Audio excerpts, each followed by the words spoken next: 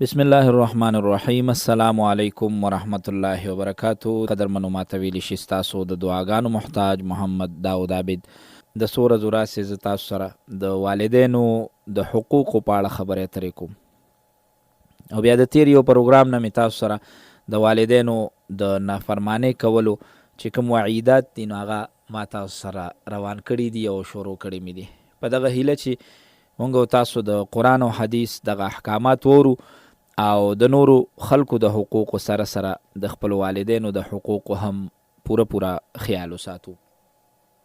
قدرمنو هغه خلکه چې د خپل والدینو سره ښېګړه کوي یقینا چې هغوی سره په مستقبل کې ښېګړه کیږي. هغه خلکه څوک چې د خپل والدینو نافرمانی کوي نو هغوی سره به په روان وخت کې همدغه شان کیږي. بل دې سره سره کم خلکه چې د خپل والدینو نافرمانی کوي د خپل والدینو نافرمانی دا یو داسې ګناه ده چې د دې سزا انسان ته په دنیا کې ملاویږي. بعضې داسې ګناهونه محترمو چې د هغې سزا انسان ته د عبرت په توګه رب العالمین په دنیا کې ورکوي. دې دپاره چې خلک دې ته وګوري او کوشش وکړي چې دغه ګناه نه ځان وساتي. په دغه ګناهونو کې یو ګناه د مور پلار نافرمانی هم ده. د مور او پلار نافرمانی دا یو داسې ګناه ده چې رب العالمین د دې سزا انسان ته د آخرت سره سره په دنیا کې ورکوي. د رسول الله صلی الله علیه وسلم فرمان دی، فرمای کل الذنوب یؤخر الله منها ما شاء الی یوم القیامه. رب العالمین چې وغواړي د ټولو ګناهونو سزا آخرت ته رسته کوي الا عقوق الوالدین فإن الله يعجله لصاحبه في الحياة قبل الممات. مگر د مور او پلار د نافرمانۍ سزا داسې ده چې رب العالمین په دنیا کې هم د انسان ته د مرګ نه وړاندې ډېرې زر سزاګانې ورکوي. یعنی په آخرت کې خو به دغه انسان ته سزا ملاویږي خو د مور د نافرمانۍ دا دونه عظیمه ګناه ده چې په دې به دغه انسان ته د آخرت سره سره د مرګ نه وړاندې په دنیا کې هم سزا ملاویږي.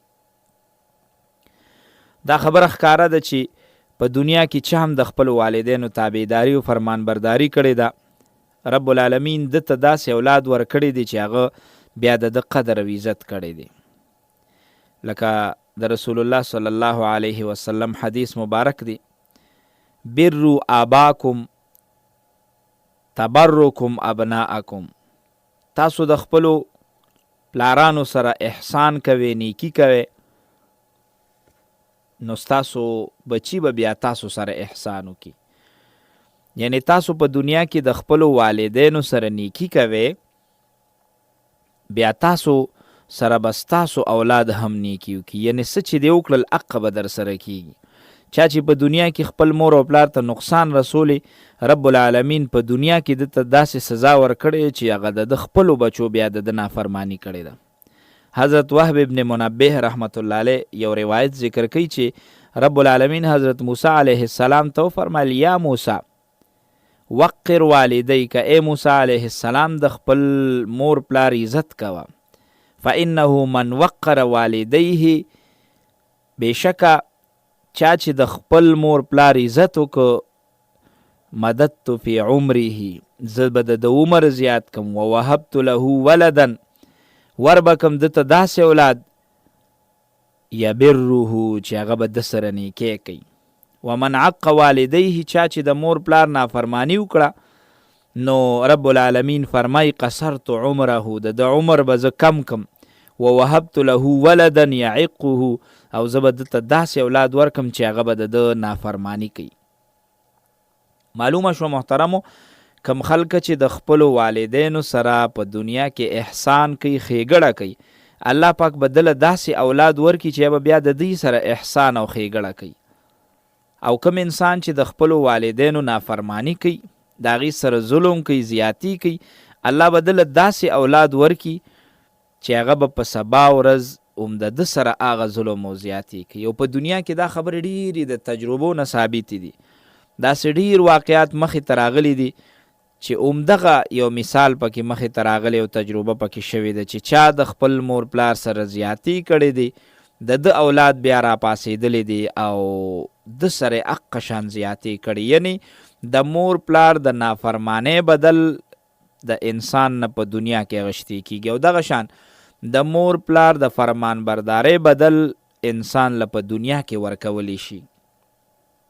یو مشهور عالم د یو بل انسان یو واقعه بیانوي چې کله د دغه انسان مور وفات کېده، نو د وفات نه مخکې دغه زوی د خپلې مور سره بد اخلاقي وکړه.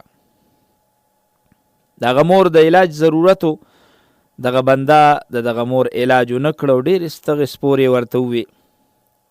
دا مور یې په یو ځان له کوټه کې پرته به وه او په دغه حالت کې وفات شوه.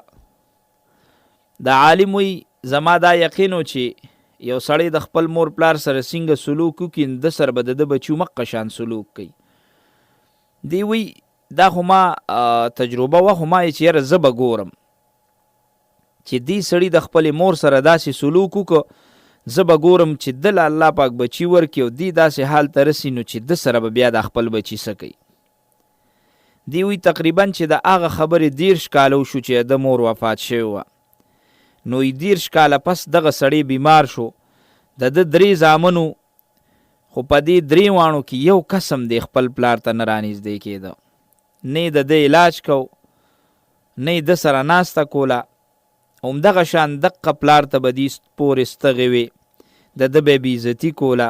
دې ځان له په یو کور کې پروت و او چې تپوس قدرې نه کو. یو ورځ سحر خلکه چې د کلي راجمع شو او ویې کته، نو دی په خپل کور کې مړ پروت و او دغه شان د ده چې کوم بدن دی نو په هغې باندې میږي راجمع شوي. محترمو، دا هغه تجربې خبره ده، دا هغه دنیا کې د کتلو خبره ده چې دغه انسان دغه کس د خپلې مور قدر ونه که، د هغې علاج یې ونه که، نو الله پاک د دې سره بیا دغه شان وکړل چې هغه د مور بدل ترې واغشتی شو. موږ نن هم په معاشره کې ګورو دا والدین چې کله کمزوري شي نو بچی بیا د دې خیال نه ساتي. ډېر لږ خلکه داسې، خیر اکثر خو الحمدلله د خپلو والدینو ډېر قدر کوي او دا د ځان دپاره یو غنیمت ګڼي چې زه د دې خدمت وکم. خو بعضې خلکه پکې داسې هم وي چې هغې د خپلو والدینو عزت نه کوي، قدر یې نه کوي او کم خدمت چې د هغې په کار یې هغه نه کوي او بیا په وړه وړه خبرې رټي. نه، زه خو یم دا غنیمت وګڼئ. دا والدین چې تا سره دي، چا سره چې نشته د هغې نه تپوس وکړو، نو هغې به تا ته ووایي. الله پاک تعالی دا نعمت درکړی، د دې نه فایده واخله. دا د دعا خزانې دي، دا خزانې خپلې که په ځای د دې چې دا خزانې تا نه ورکې شي او بیا دا تا نه خورو کې خورې شي، نو بیا به ورپسې ارمان کې. د عالم وایي چې دا څه ما ولیدل، نو ما وی چې واقعي د والدینو سره دې سړي څنګه سلوک کړی، همقه شان د ده بچو د سره وکړه. محترمو، داسې ډیر واقعات مونږ په خپله هم لیدلی چې په هغې کې چا د خپل مور پلار څومره خدمت کړی، د هغه بچو هم د هغه حقه نه خدمت کړی. نن که ستا د مور پلار د خدمت ضرورت راغی، سبا به دقه شان ضرورت ستا هم راځي. ولې ته به بوډا کېږې نه، ته به مرې نه، ستا به د خدمت ضرورت نه راځي. که نن تا خدمت وکړو نو سبا به ستا هم خدمت کیدی شي. که یو سړی داسې دی چې الله پاک وله بچي نه دي ورکړی او د خپل مور پلار خدمت وکړه، سبا به الله پاک یو عام انسان را پاسی او هغه به د خدمت وکړي. خو ده که د مور پلار خدمت کړي، د هغه آخره خاتمه به ښکلې وي، د ده به خدمت کولی شي. او که د ده مور پلار د ده نه خفه و او د هغې خدمت ونه که، نو دی دې په خپله خاتمه باندې سوچ وکړي چې زما خاتمه به څنګه کېږي. یو عالم ملګری هغه وایي زه د خپلو سترګو لیدلو یو حال تاسو ته بیانوم. یو ورځ زه جومات کې ناست وم، د جومات نه راووتم، په لاره کې یو سړي خپل پلار هغې راغورځولی و، د پاسه پې ناست و، وهه او یو خبره یې ورته کوله چې ارمان دې پلار میږینې، ډېر بېکاره انسان یې. د عالم وی زه ورغلم او ما دغه زوی ترې راپاسه و، دا سړی مې د لاسه ونیو، ما خپلې کمرې ته بوته. وی دې زوی دومره وهلی و چې مخ لاسونه یې دواړه زخمي و. دی وی ما ته وی چې مولانا صاحب دا زما زوی څومره بدبخته دی، ګوره دی ما سره څومره غټ زیاتې کوي. د عالم وی ما ورته وی چې یقیني ده چې دی خو بلکل تا سره زیاتې کوي، خو دا راته ووایه چې ډېر کلونه مخکې هم په دغه ځای کې چې دې زوی ته راګیر کړی وی وهلی یې، هم په دغه ځای کې که دې یاد شي تا خپل پلار راګیر کړی و تا وهه او دا کومه خبره چې دی تا ته کوي چې ارمان پلار میږي ډېر بیکاره سړی نو دقه خبره تا خپل پلار ته نه وه کړې د عالم وایي ما ته رایاد شو چې ډېر وخت مخکې همدغه پلار چې دی هغه وخت کې زوی و د سره پلار و نو ده هغه پلار په دقه ځای کې راګیر کړی او هغه یې وهه او ټکو یې او دا خبرې ورته کولې او وی هغه ما ته یاد شي چې هغه له هم د بدن زخمی کړی وی چې دې سړي ته ما دا خبره وکړه دې سړي سر ښکته کو دې سخت ملامته شو او نورې څه مو نه وې څه به یې ویلي دی انسان چې د خپل پلار سره مخکې کوم عمل کړی همدغه شان د سره د زوی وکړه محترمو که چېرته یو انسان په دې باندې قسم وخوري چې یاره په دنیا کې د خپل مور پلار سره څوک څنګه سلوک کوي هماغه شان به را روان وخت کې د سره هم کېږي د بچي به د سره هغه شان سلوک کوي زما په خیال چې دا خبره به ټیکي دا قسم به د په ځای که چېرته یو سړی دا غواړي چې سبا د زما بچي ما سره ښه سلوک وکړي دله پکار دي چې دی نن د خپلو والدینو سره ښه سلوک وکړي سبا به الله پاک د عزت دپاره د احترام دپاره د خدمت دپاره د په اولاد کې یا د په خاندان کې یا د په کلي علاقه کې احبابو کې داسې خلکه مقرر کړي چې هغوی به یې دې خدمت وکړي نو د هر انسان مستقبل دغه په خپل لاس کې دی که غواړي چې ښکلي ژوند تیر کم اخره مې ښکلي شي خلکه مې عزت وکړي دله پکار دي چې دی د خپلو والدینو عزت وکړي احترام وکړي د چا چې شته او د چا چې نشته هغې ته د دعاګانې کوي ختمونه دې کوي ذکر اذکار دې ورپسې کوي یقینا چې الله پاک به د هغې مرتبې اوچتې کړي او د بم اخره خاتمه الله پاک ښه کړي محترمو د خپلو والدینو سره چې د څه وکړل سبا له به هماغه شان تا سره کېږي او که ته د خپلو والدینو قدر ونه کړې نو ګورې سبا بیا د خپلو بچو نه د خپل قدر تمه مه کوه نو ماحول داسې جوړول پکار دي چې ته د خپلو والدینو قدر وکړې نو سبا بیا خلکه ستا قدر کوي محترمو د مور پلار دعاګانې غشتل پکار دي پکار دا ده چې انسان د مور پلار د خیرو نه ځان وساتي ولې ځکه د مور پلار خیرې دا بچي دپاره ګوره ډېر زر قبلیږي څنګه چې د والدینو دعاګانې زر قبلیږي دقه شان د دې خیرې هم ډېرې زر قبلیږي رسول الله صلی الله علیه وسلم فرمایي 3 دعوات لا شک فی اجابتهن 3 خیرې داسې دي چې د هغې په قبلېدو کې هیڅ شک نشته دعوت المظلوم د مظلوم خیرې یو سړی مظلوم دی هغه سره چا ظلم وکړو نو هغه دغه ظالم ته خیرې وکړو نو الله پاک دغه خیرې قبلی دا واپس کی دا رد کیږي نه و دعوت المسافر او مسافر چاته خیرې وکړي مسافر دی چا ورسره په لاره ظلم زیاتې وکړو چاته سامان ګډوډ کړ تکلیف یې وله ورکړه نو دکه چاته خیرې وکړي نو د دې مسافر دا خیرې هم الله پاک قبلی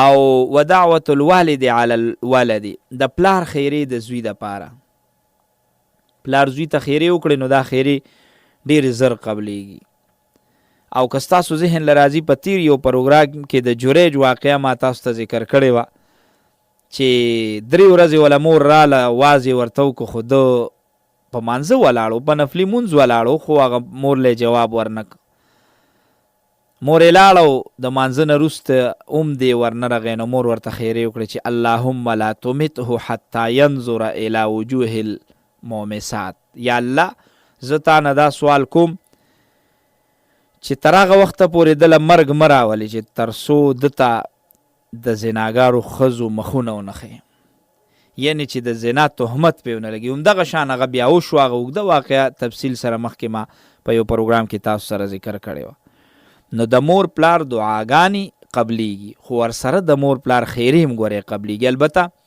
دې ځای کې یو لفظ زه تاسو ته ویم د جمله معترضه په طور باندې د والدینو ته یو درخواست کوم په وړه وړه خبره خپلو بچو ته خیرې مه کوئ بعضې خلک چې لږ هم څه مسله شي بس زر خپلو بچو ته خیرې وکړي خیر دی په خپلو بچو باندې رحم کوئ هغوی به ناپوهي زه به ووایم هغې به بې سوچه خلک کي چې تاسو سره ظلم زیاتي کړي، خو تاسو هغې ته خیرې مه کوئ. ولې ستاسو دا خیرې قبلیږي هم دغه بچي دي سبا چې دي ته څه نقصان ورسي د ټول نه زیات تکلیف بیا تاسو ته.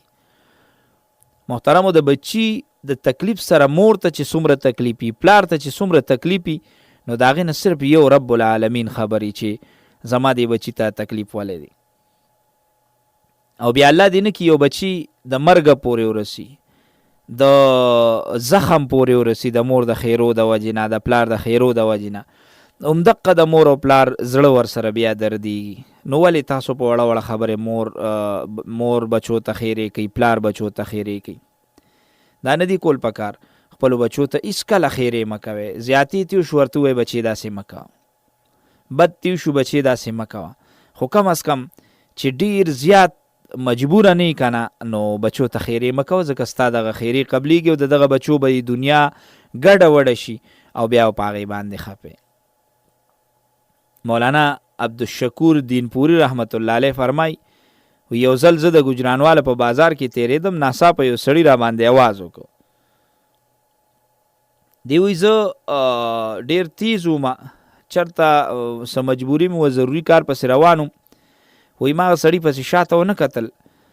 وایي یو شیبه پسې بیا اواز وکړ چې مولانا صاحب تا ته اواز کوم، د خدای دپاره زما خبره وره، زه سوالګر نه یم، صرف زما یو خبره وره، لږه دعا راته وکړه. وایي ما چې سړي ته وکتل ډېر په بد حال و.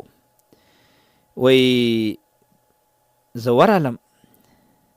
وایي چې زه ورغلم نو هغه ما ته خپله یو قصه بیانول شروع کړل چې مولانا صاحب زه ډېر زیات مالدار وم، داسې مالدار وم چې ډېره کافي ځمکه مې وه، خپله بنګله مې وه، ګاډي و را سره، ډېر مال او دولت و را سره، ډېر په عیش و عشرت مې ژوند تېرو، د شرابو دغه شان د نورو نشهیي موادو عادت وم، نشې به مې کولې، د غلطو خلکو سره په مجلس کې شپه ورځ ناست وم او د شپې به زه ناوخته کور ته راتلم. د ملګرو سره به د شرابو په محفلونو کې مصروف وم. کله چې به کور ته رالم د کور ټول خلکه به وده، صرف زما یو مور به ویښه وه او هغې به زما انتظار کو چې رابلم. نو راته به یې وی بچي ناوخته مه راځه، ناوخته مه راځه، ځکه ستا د لاسه ماله بیا خوب نه راځي، ستا د لاسه زه بې ارام یم، زه ستا انتظار کوم چې زما بچی به چېرته وي، زما بچی به څه ټیم راځي. توره تیاره شوه، خلکو ورونه بند کړل، خلکو وده شو او زما بچی لا اوس هم کور ته نه دی راغلی، ور به مې کولو پرېښي او زه په دغه انتظار کې وم. دی وایي دا مولانا صاحب وایي دې سړي راته دا واقعه بیانول او راته وی چې یو شپه د ملګرو سره ناست وم، شراب مې څښلي، ډېر ناوخته کور ته رالم، چې راورسېدم نو مور مې دقه شان زما په انتظار کې ناسته وه. نو د ډېرې غوسې نه راله یو څپېړه راکړه. مور د پلار دی هغه بچو له څپېړه ورکوي، خفه کېږي، غوسه کېږي. د مور پلار په وهلو خفګان نه دی پکار، فخر پکار دی. زما مور زما تپوس کوي، زما پلار زما تپوس کوي. دی وایي زه د نشې په حالت کې ما زه ورغلم او ما د خپلې مور نه بدل واغشت او ما په خپله په څپېړه باندې خپله مور ووهله. نو چې ما مور ووهله هغې ته ډېر زیات تکلیف وشو او هغې راته د خولې نه یو لفظ ویسته، یو جمله راته وویسته، بچیا خدای دې په بدن کې چینجي وکړه. دی وایي څه وخت پس زما مور وفات شوه، څو ورځې وروسته بیا زما په دې خپه باندې یو دانه راوخته او دومره خرابه شوه چې د هغې زخم ډېر خطرناک شو. نو د ملک مشهورو ډاکټرانو حکیمانو له لاړم، علاج مې تېو که خو هېڅ فایده یې رانه کړه. آخر ما ته خلکو ووایي چې ستا علاج په خپل ملک کې نه کېږي، ته بهر یو ملک ته ځې، هلته به ستا علاج کېږي. وایي مولانا صاحب زه د کور د اجرې مال حال مې خرڅ کړل او زه بهر ملک ته علاج دپاره لاړم. هلته مې علاج شروع کړ، لږ وخت علاج مې وکړ، د کور او د ګاډو نه خلاص شوم. بیا څومره ځمکه چې وه د هغې نه خلاص شوم، څومره مال حال پیسې هر څه چې دا ټول هر څه نه خلاص شوم. وی چې هر څه را سره ختم شو، بیا هم زما علاج ختم نه شو او ډاکټرانو راته هلته ووایي چې یاره ستا دا بیماري یو داسې بیماري ده چې دا لا علاجه ده، ستا د دې بیمارۍ علاج نه کیږي، ته به د دغه بیمارۍ نه نور هم خرابېږي. وی دی راته وویل زه پاکستان ته واپس راولېږلم، خپل ملک ته واپس راولېږلم. اوس دلته زما نه کور شته دی، نه مې ځمکه شته دی، نه ګاډې شته دی، بلکې د خپلې خېټې د ساتلو دپاره ګرځم سوال کوم، او ورځ په ورځ زما دغه بدن سخا کېږي، دغه سخاوالی پکې نورم زیاتېږي، او زما دغه مور دعا ما ته قبوله شوه، زما دا ټول بدن سخا دی تا ته ښکاري. مولانا صاحب زه د مور خیرو وهل یم، ته راته لږه دعا وکړه چې الله پاک ما ته شفا راکړي نو ډېره بخي. مولانا صاحب وایي ما ورته دعا وکړه، خو ما وی چې هغه خلکه چې هغه د مور پلار خیرو وهلی وي هغه به د عالم په دعا باندې څنګه رنګ شي. مونږه د دعاګانو دپاره لرې لرې ځو، خلکو ته یې جي دعا راته وکړې. دا مو سوچ نه دی کړی چې دعا خزانه خو مونږ سره په کور کې ده. پکار ده چې مونږ د خپلې مور د خپل پلار د هغې خدمت وکړو، د هغې نه دعاګانې والو. یقینا چې الله پاک به دغه دعاګانې زموږ په حق کې قبول کړي. الله پاک به موږ له د دنیا او د آخرت کامیابی راکړي. محترمو، د عبدالله ابن عباس رضی الله تعالی عنه روایت تی فرمایي چې په قرآن مجید کې 3 آیاتونه داسې نازل شوي دي چې په هغې کې د 2 څیزونو ذکر دی. که چېرته یو انسان په هغه 2 څیزونو کې په یو باندې عمل وکړي او په بل باندې عمل ونه کړي نو هغه یو هم نه قبلیږي. لکه قرآن کې رب العالمین په سوره نساء کې 15 نمبر آیات کې فرمایي اطیعوا الله و اطیعوا الرسول، د الله فرمان برداری وکړي او د هغه د پیغمبر فرمان برداری وکړي. نو که یو انسان د الله فرمان برداری او اطاعت کوي او د پیغمبر اطاعت او فرمان برداری نه کوي نو د الله د اطاعت هم نه قبلیږي. لکه نن سبا یهود او نصارا رب العالمین خو مني، خو زمون پیغمبر صلی الله علیه وسلم نه مني، نو ځکه دی مسلمانان نه دي بلکې کافر دي. دویم الله پاک بل ځای کې قرآن مجید یو آیات سوره بقره آیات نمبر 43 فرمای اقیموا الصلاة و آتوا الزکاة، تاسو منځ قایم کې او زکات ورکوي. اوس که یو انسان منځ کوي او زکات نه ورکوي نو د دا منځ هم الله پاک ته قبول نه دی. عبدالله ابن عباس رضی الله تعالی عنهما فرمایي چې دریم انشکر لی ولی والدیک، دا د سوره لقمان 14 نمبر آیات دی. الله فرمایي زما او د خپل والدینو شکر ادا کې. اوس که یو بنده د الله پاک شکر ادا کوي خو د خپل مور پلار شکر نه ادا کوي نو د الله پاک دا شکر ادا کول هم نه قبلیږي. ځکه په دې 3 آیاتونو کې دا 2 خبرې یو ځای ذکر شوي دي. نو یو سړی په یو عمل کوي په بل نه کوي نو د دا یو هم نه قبلیږي. په دواړو باندې به عمل کوي نو الله به الله پاک ستا دواړه قبلی.